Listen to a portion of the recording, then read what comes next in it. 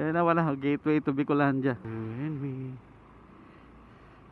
Ah. Lapit tayo, dito na tayo. Camarines Sur na. Malayo pagdait. Oo nga. Ito, dito na yun, di ba? Ano? Maganda daan. Oo nga, dito, pangit dito sa Rolando Andaya. Grabe. Tagtag. Kaya pala pag dumadaan kami dyan, hindi ako tinuturo dyan sa dait. Puro lagi kanan. Kasi malayo. Uy, inaayos na. Ay, inaayos pa rin. Inaayos. So, ayan po, inaayos na nila. Okay. So, yun, magandang umaga ulit. Time check, 8:32 ng umaga. Ngayong May 14, 2026. Nandito na tayo sa may ano. Hindi ko alam. Ano ba nakalagay dito? Sa mapa. Ako, alam ko malapit na tayo sa Arco eh. Sa Arco. Sa Arco ng welcome. Welcome to Bicolandia. Di ba? So pagkakaalam ko lang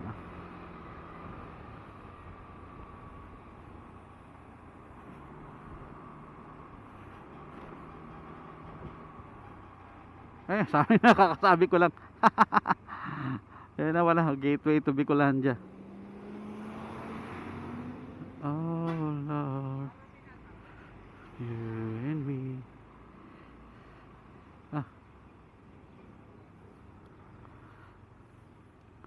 Sa Arco ng Bicolandia. Delikado na kasi pag ganitong oras eh. Ang dami ng truck.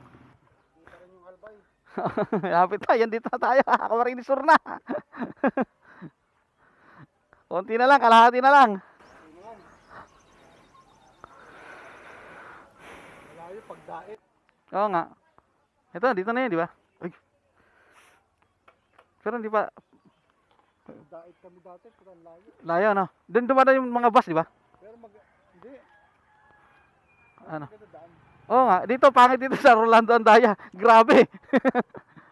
Tagtag.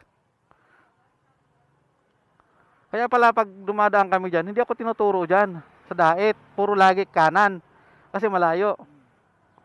Eh, gusto ko pa naman dumaan dyan kasi 2 beses na ako nakadaan dito eh. Magandang daan naman. Malayo lang. Oh, kasi ang labas mo rin na si Pukot eh, di ba? Ganun yan eh. Di ba? Maghihiwalay. Sabi ko, dito pala ang labas ng dait.